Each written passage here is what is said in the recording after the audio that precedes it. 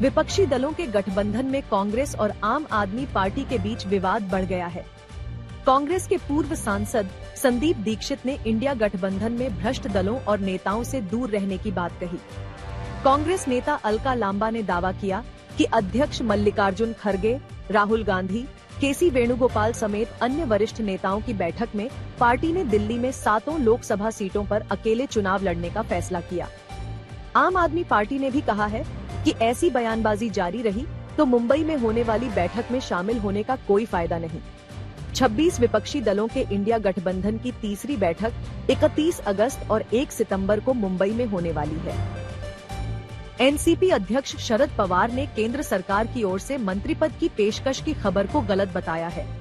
शरद पवार ने कहा है कि 12 अगस्त को अजित पवार से मुलाकात एक पारिवारिक मुलाकात थी और उसमें कोई राजनीतिक बात नहीं हुई है। इससे पहले सुप्रिया सुले ने भी कहा कि वो पारिवारिक मुलाकात थी, क्या बात हुई पता नहीं।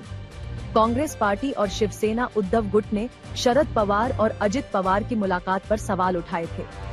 कांग्रेस नेता पृथ्वीराज चव्हाण ने कहा है कि जिन्हें कांग्रेस के साथ रहना है रहें, वरना बीजेपी के साथ जाएं। आज केंद्रीय कैबिनेट में पीएम विश्वकर्मा योजना और पीएम ई बस सेवा जैसी योजनाओं को मंजूरी मिल गई। पीएम विश्वकर्मा योजना के तहत सुनार, लोहार, बढ़ई, नाई और चर्मकार जैसे पारंपरिक कौशल से जुड़े लोगों को तय शर्तों के साथ 1 लाख रुपए तक का कर्ज मुहैया कराया जाएगा। इसके अलावा केंद्रीय कैबिनेट ने 57,613 करोड़ रुपए की पीएम ई बस सेवा योजना को भी मंजूरी दी है। इस योजना में पब्लिक प्राइवेट पार्टनरशिप के तहत 10,000 नई इलेक्ट्रिक बसें चलाई जाएंगी। इन बसों का ट्रायल देश के 100 शहरों में होगा। दिल्ली में नेहरू स्मारक और संग्रहालय का नाम आज से प्रधानमंत्री संग्रहालय हो गया है। कांग्रेस ने विरोध जताते हुए कहा है कि मोदी सरकार भारत से नेहरू का नाम और योगदान मिटा नहीं सकती। बीजेपी ने कहा है कि परिवारवाद से लड़ाई में बीजेपी भारत के भुला दिए गए राष्ट्र निर्माताओं को उचित सम्मान दे रही है।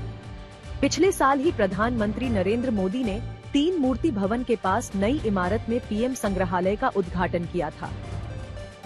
बिहार के मुख्यमंत्री नीतीश कुमार ने दिल्ली में आज इंडिया गठबंधन के नेताओं से मुलाकात की। मुंबई में होने वाली विपक्षी दलों की बैठक में नीतीश कुमार को गठबंधन का संयोजक बनाए जाने की उम्मीद है। इससे पहले नीतीश कुमार ने दिल्ली में पूर्व प्रधानमंत्री अटल बिहारी वाजपेयी की पुण्यतिथि पर श्रद्धांजलि दी। नीतीश कुमार ने कहा कि श्रद्धेय अटल जी हम सबसे प्रेम करते थे, उन्हें भूल नहीं सकता। बीजेपी ने कहा है कि अटल जी की वजह से ही नीतीश बिहार के मुख्यमंत्री भी बने थे। आज ब्लैक एंड व्हाइट में हम सबसे पहले उस राजनीति का विश्लेषण करेंगे जिसमें कांग्रेस पार्टी आरोप लगा रही है कि प्रधानमंत्री नरेंद्र मोदी भारत के पहले प्रधानमंत्री पंडित जवाहरलाल नेहरू के नाम को देश में हर जगह से मिटाने के लिए हर तरह की कोशिश कर रहे हैं। आज दिल्ली में Nehru memorial museum and library का नाम औपचारिक रूप से बदलकर prime ministers memorial museum and library कर दिया गया है और यह बात कांग्रेस पार्टी को बिल्कुल पसंद नहीं आ रही है। यानी नेहरू का नाम हटाकर अब इस संग्रहालय और इस लाइब्रेरी में प्रधानमंत्री का नाम डाल दिया गया है और वो देश का कोई भी प्रधानमंत्री हो सकता है। ये लाइब्रेरी और संग्रहालय उसी बंगले में बनाए गए हैं जिसमें एक जमाने में पूर्व प्रधानमंत्री जवाहरलाल नेहरू रहा करते थे और इसी बंगले में इंदिरा गांधी बड़ी हुई और राजीव गांधी और संजय गांधी ने अपना बचपन बिताया। लेकिन इसका नाम बदलने के बाद अब कांग्रेस पार्टी का यह कहना है कि यह सब कुछ पंडित नेहरू की स्मृतियों और उनका नाम मिटाने के लिए किया जा रहा है और इसके पीछे प्रधानमंत्री मोदी की अपनी सोच है। लेकिन आज हम आपको एक नए तथ्य के बारे में भी बताना चाहते हैं और वो ये है कि पिछले साल ही इस बंगले में प्रधानमंत्री संग्रहालय का उद्घाटन हुआ था जहां भारत के अब तक के सभी प्रधानमंत्रियों की स्मृतियां और उनसे जुड़ा इतिहास आम लोगों के लिए संजो कर रखा गया है और आप एक डिजिटल टेक्नोलॉजी के जरिए वहां पर ये सारे इतिहास के बारे में जानकारी ले सकते हैं। सब कुछ डिजिटल है और यहां एक खास तरह की एक्टिविटी शुरू की गई जिसके तहत यहां आने वाले आम लोग टिकट लेकर अपने पसंदीदा प्रधानमंत्री के साथ एक डिजिटल सेल्फी ले सकते हैं और आपको जानकर हैरानी होगी कि अब आप देखिए ये वो फ्रेम है जहां आप अपने किसी भी पसंद के प्रधानमंत्री के साथ बैठकर फोटो ले सकते हैं। ये देखिए और इसमें आपके पास ऑप्शन है कि आप चाहें तो प्रधानमंत्री मोदी के साथ ले सकते हैं, अगर मनमोहन सिंह आपके फेवरेट हैं तो उनके साथ ले सकते हैं, आप इंदिरा गांधी के साथ भी ले सकते हैं, पंडित नेहरू के साथ भी ले सकते हैं, नरसिम्हा राव के साथ भी ले सकते हैं, राजीव गांधी के साथ भी ले सकते हैं। यानी ये सारे विकल्प आपके सामने हैं। आपका जो भी पसंदीदा नेता है, आप उस नेता के साथ बैठकर इस म्यूजियम में अपनी तस्वीर ले सकते हैं। अब आप ये जरूर जानना चाहेंगे कि भाई ये बताइए कि अब तक आम जनता में से सबसे ज्यादा किस नेता के साथ लोगों ने तस्वीर खींची है। तो आपको जानकर हैरानी होगी कि यहां आने वाले 90% लोग वो हैं जो टिकट लेकर भारत के मौजूदा प्रधानमंत्री नरेंद्र मोदी के साथ ये डिजिटल सेल्फी लेते हैं या ये तस्वीर लेते हैं। 90% लोगों ने प्रधानमंत्री मोदी के साथ अपनी फोटो खींची। इसके बाद दूसरे नंबर पर इंदिरा गांधी हैं, जिनके साथ सबसे ज्यादा लोगों ने फोटो खींची, और बाकी के पूर्व प्रधानमंत्रियों के साथ लोग जो वो हैं, वो उनका नंबर बाद में आता है। यानी कांग्रेस पार्टी तो ये कह रही है कि प्रधानमंत्री मोदी पंडित नेहरू की विरासत को नष्ट करना चाहते हैं, लेकिन इस संग्रहालय में आने वाले देश के 90% आम लोग, ये सारी आम जनता है, ये किसी पार्टी के कार्यकर्ता नहीं है, 90% आम जनता प्रधानमंत्री मोदी के साथ ही ये डिजिटल फोटो लेना चाहती है। यहां बड़ी बात यह है कि आज जिस भवन को पंडित जवाहरलाल नेहरू की विरासत से जोड़ा जा रहा है, असल में उस भवन का इतिहास ब्रिटिश हुकूमत और भारत की गुलामी से जुड़ा हुआ है। इस भवन का निर्माण वर्ष 1929 में शुरू हुआ था और तब यह बिल्डिंग इसलिए बनाई गई थी ताकि इसे भारत में ब्रिटिश सेना के कमांडर इन चीफ का आधिकारिक आवास घोषित किया जा सके। और शुरुआत में इस भवन को फ्लैग स्टाफ हाउस का नाम दिया गया था। यानी ये अंग्रेजों ने बनाई थी, अंग्रेजों के लिए बनाई थी। दूसरे विश्व युद्ध के दौरान जब भारत के लोगों पर यह लगातार दबाव बनाया जा रहा था कि उन्हें भी इस युद्ध में बढ़ चढ़कर अंग्रेजों का साथ देना चाहिए और भारत के युवाओं को अंग्रेजों की फौज में जाकर लड़ना चाहिए, तब ये सारी नीतियां इसी भवन में बनाई जाती थी। अंग्रेजों ने ये सारी जो रणनीति अपनी बनाई थी, इसी जगह, इसी बंगले में बनाई थी। 15 अगस्त 1947 को जब भारत आजाद हुआ, तब भी इस बिल्डिंग को फ्लैग स्टाफ हाउस ही कहा जाता था, जहां उस समय भारत में ब्रिटिश सेना के फील्ड मार्शल अपने परिवार के साथ रहते थे। ये उनका घर था। लेकिन आजादी के बाद जब यह भवन खाली हो गया, तो वर्ष 1947 के अंत में यह तय हुआ कि देश के पहले प्रधानमंत्री जवाहरलाल नेहरू इसे अपना आधिकारिक आवास बनाएंगे और वो यहां पर अगले ही कुछ महीनों में शिफ्ट भी हो जाएंगे। यानी ये उस जमाने का प्राइम मिनिस्टर्स हाउस था, प्रधानमंत्री आवास उस जमाने का ये बंगला था। इससे पहले पंडित नेहरू दिल्ली में ही 17 यॉर्क रोड पर स्थित एक बंगले में रहते थे, जिसका नाम बाद में 17 नंबर मोतीलाल नेहरू मार्ग कर दिया गया। और मोतीलाल नेहरू पंडित नेहरू के पिता थे, ये तो सब आप जानते ही हैं। पंडित नेहरू इस बंगले से अंग्रेजों के फ्लैग स्टाफ हाउस में 2 अगस्त 1948 को शिफ्ट हुए और इसके बाद इस भवन का नाम भी फ्लैग स्टाफ हाउस से बदलकर 3 मूर्ति भवन कर दिया गया। इसे 3 मूर्ति भवन इसलिए कहा गया क्योंकि यहां उस जमाने में अंग्रेजों द्वारा ऐसी 3 मूर्तियां बनाई गई थी जो जोधपुर, हैदराबाद और मैसूर की उन सैन्य टुकड़ियों का उल्लेख करती थी जिन्होंने दूसरे विश्व युद्ध में अंग्रेजों के लिए लड़ी थी, संघर्ष किया था। और इसलिए इस भवन का नाम 3 मूर्ति भवन कर दिया गया। पंडित जवाहरलाल नेहरू ने 2 अगस्त 1948 से इस भवन में प्रधानमंत्री के तौर पर रहना शुरू किया और 16 साल बाद 27 मई 1964 को जब उनका निधन हुआ, तब भी वो इसी 3 मूर्ति भवन के अपने एक कमरे में मौजूद थे, जहां उन्हें दिल का दौरा पड़ा और बाद में उनका निधन हुआ। यानी इसी घर में उनकी मृत्यु भी हुई। पंडित नेहरू की मृत्यु के बाद भारत के तत्कालीन राष्ट्रपति सर्वपल्ली राधाकृष्णन ने इस 3 मूर्ति भवन को पंडित नेहरू को समर्पित करने का फैसला किया और इसे एक संग्रहालय में तब्दील कर दिया गया। और इसके बाद वर्ष 1996 में यहां नेहरू मेमोरियल लाइब्रेरी की शुरुआत की गई, जिसका औपचारिक उद्घाटन असल में वर्ष 1974 में हुआ था। और अब मोदी सरकार ने इसका नाम बदलकर नेहरू हटाकर रख दिया है prime ministers museum and library. और यही बात कांग्रेस को ठीक नहीं लग रही। तो ये वो घर था जहां इंदिरा गांधी अपने पिता पंडित जवाहरलाल नेहरू के साथ अपनी शादी के बाद भी 16 वर्षों तक रहीं। और इसी तीन मूर्ति भवन में इंदिरा गांधी के दोनों बेटे संजय गांधी और राजीव गांधी का बचपन भी बीता। कुछ पुरानी तस्वीरें आज हमने आपको इसी तीन मूर्ति भवन से निकाली हैं। और इस ब्लैक एंड व्हाइट तस्वीर में आप देख सकते हैं कि इसी भवन के परिसर और गार्डन में पंडित जवाहरलाल नेहरू, संजय गांधी और राजीव गांधी के साथ समय बिताया करते थे।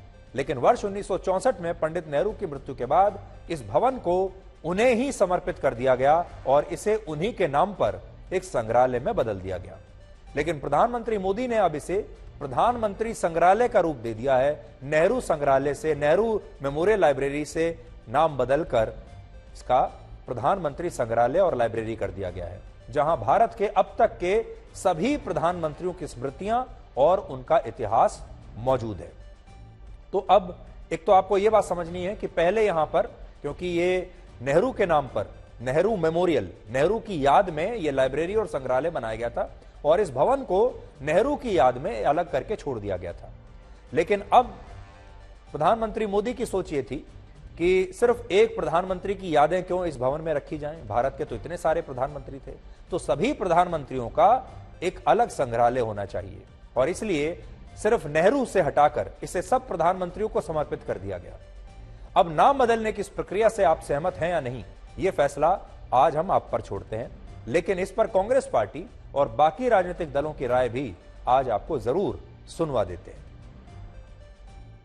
It's rather petty to take away the name of the first Prime Minister who led the interim government, who was Prime Minister upon independence, who was so far the longest serving Prime Minister at 17 years.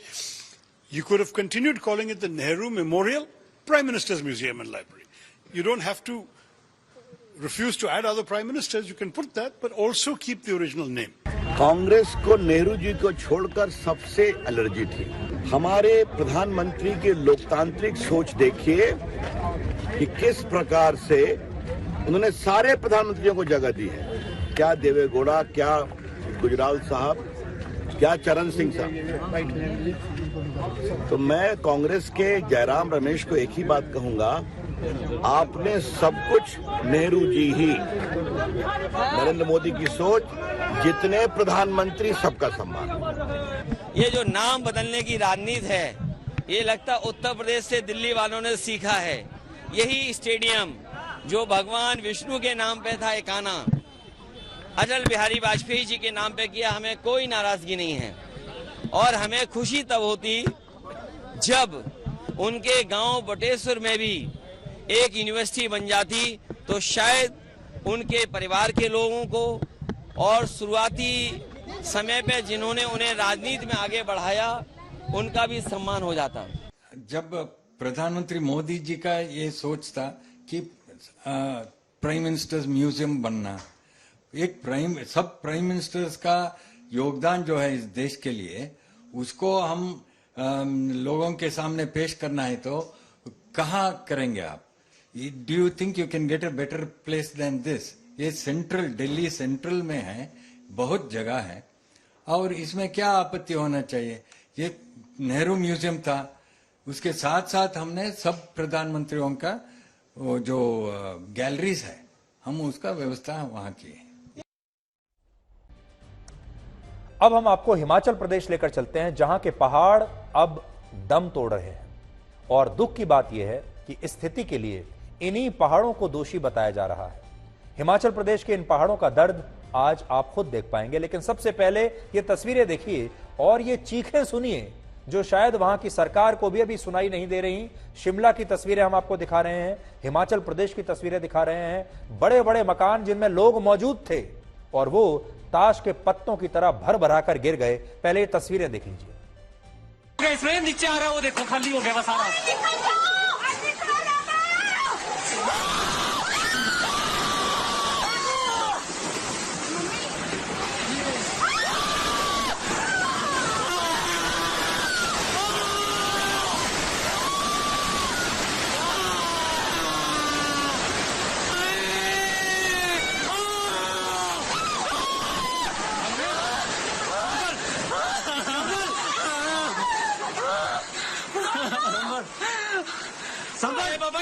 लोग तो नहीं गए हैं। नहीं खाली कर देते हैं। अब आपने देखा ये बिल्डिंग कैसे जो है गिरी और एक मलबे में तब्दील हो गई। और ये अकेली बिल्डिंग ऐसी नहीं है, अब कुछ और तस्वीरें देखिए आप।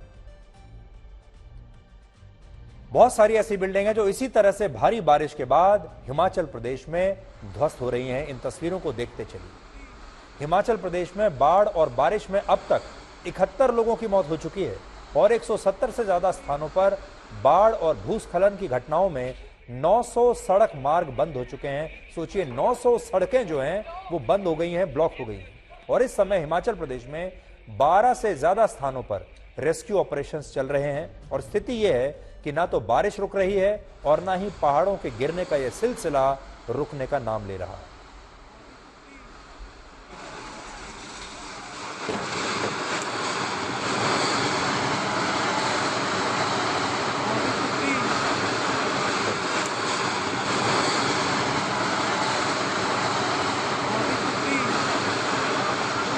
यहाँ तो ये ऊपर से तो कम से कम 20-25 घर है जी खतरे में। ये जो रास्ता है वो सारा वो है, इतना फटा हुआ है, दरार दिया हुआ है। तो आप देख सकते हैं कि हिमाचल के शिमला के लोगों को अभी भी जगह खाली करने के जो है फरमान किए गए हैं, क्योंकि जो तस्वीरें हम आपको दिखा रहे थे ये जो बिल्कुल ऊपर पहाड़ी की चोटी पर मकान बने हुए हैं, दरअसल ये भी खतरे की जद में हैं। ये रेलवे ट्रैक 1903 में बना था, आजादी से पहले 100 साल से ज्यादा समय हो गया। इस ट्रैक पर कई बार लैंडस्लाइड हुए हैं, लेकिन ये ट्रैक कभी टस से मस नहीं हुआ। लेकिन अब की बार जो त्रासदी हुई है, ये उसी ट्रैक को मैं कैमरे की नजर से आपको दिखा रहा हूं। आप देखिए किस तरीके से ये ट्रैक हवा में झूलता हुआ नजर आ रहा है।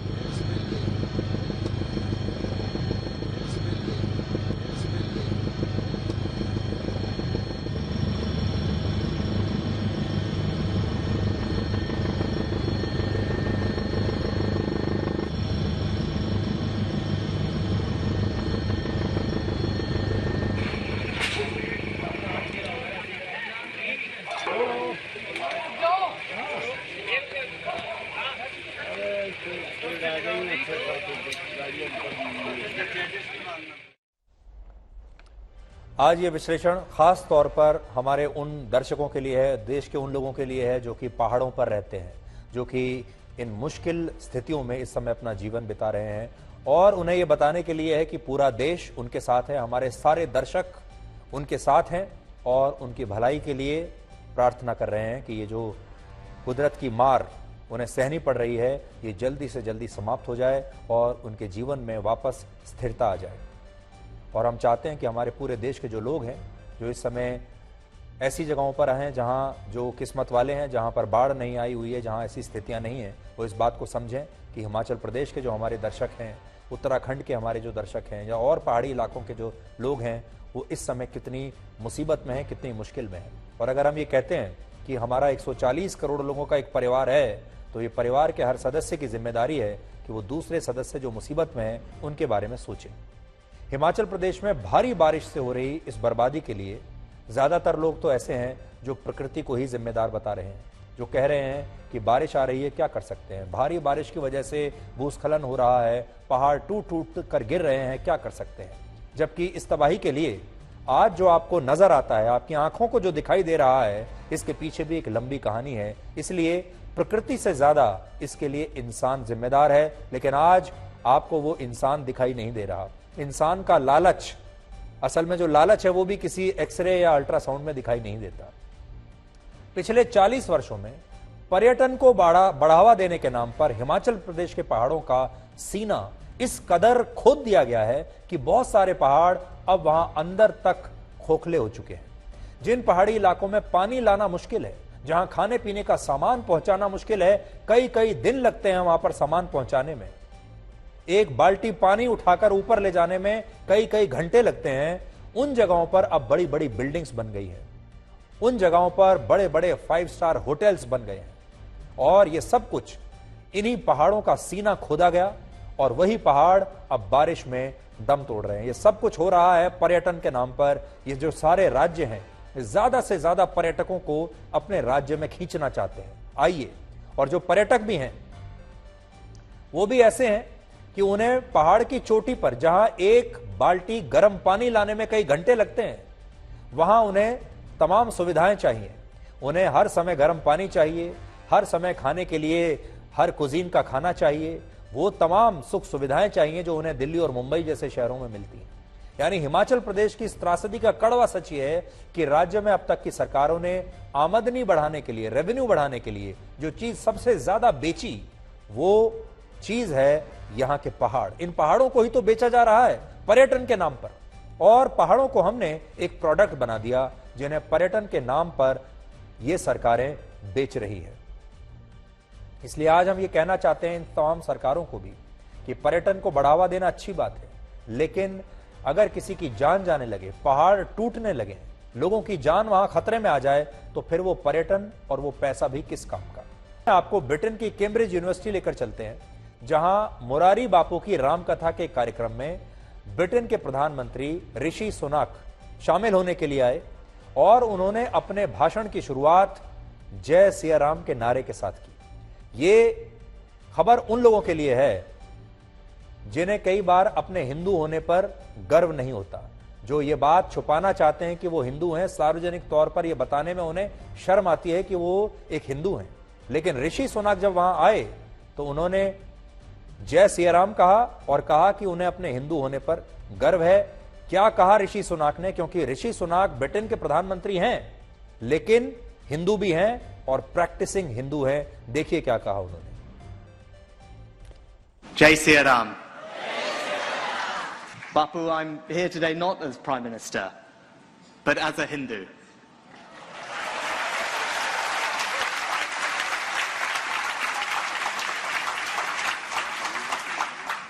For me, faith is very personal.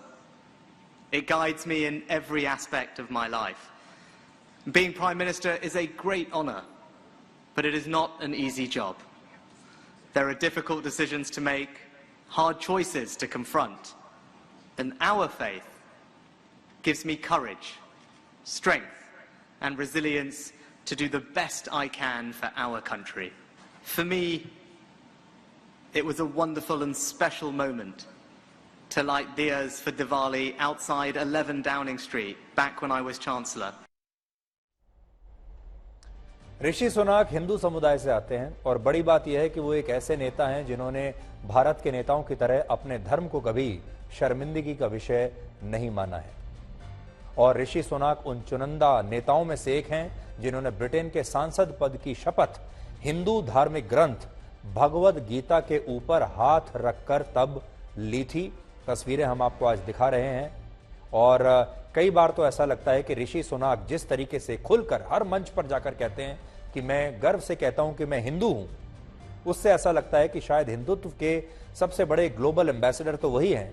खास बात यह है कि ब्रिटेन जैसी जगहों पर भी रहते हुए उन्होंने कभी अपने धर्म को लेकर वो बैकफुट पर नहीं आए। और पिछले साल जन्माष्टमी के मौके पर उन्होंने अपने परिवार के साथ लंदन में इस्कॉन टेम्पल में दर्शन किए थे और इसके बाद वहां हिंदू धर्म की मान्यताओं के अनुसार गाय की पूजा भी उन्होंने की थी। वो तस्वीरें भी आज हम आपको दिखा रहे हैं, देखिए आप। लेकिन सोचिए, आज ऋषि सुनाक ब्रिटेन के प्रधानमंत्री होते हुए ये कह सकते हैं कि उन्हें अपने हिंदू होने पर गर्व है, जय सिया राम से अपने भाषण की शुरुआत कर सकते हैं। लेकिन भारत में अगर कोई नेता ऐसा कह दे तो उसे सांप्रदायिक मान लिया जाता है। भारत में जो नेता तिलक लगाकर जाते हैं, हिंदू संस्कृतियों को अपनाते हैं, तो कई बार उन्हें कह दिया जाता है कि आप तो सांप्रदायिक हैं, आप सेकुलर नहीं हैं, आप धर्मनिरपेक्ष नहीं हैं और आप एक कट्टरपंथी हिंदू हैं। इसलिए भारत की राजनीति बड़ी अजीब सी हो गई है, जहां नेता अपने धर्म को लेकर भी अब अक्सर बैकफुट पर रहने लगे। तो ऋषि सुनाक ने ऐसे सारे नेताओं को अपने हिसाब से अपनी एक केस स्टडी के तौर पर संदेश देने की कोशिश की है। और जो हो गया उसे सोचा नहीं करते और जो मिल गया उसे खोया नहीं करते। हासिल उन्हें होती है सफलता जो वक्त और हालात पर रोया नहीं करते।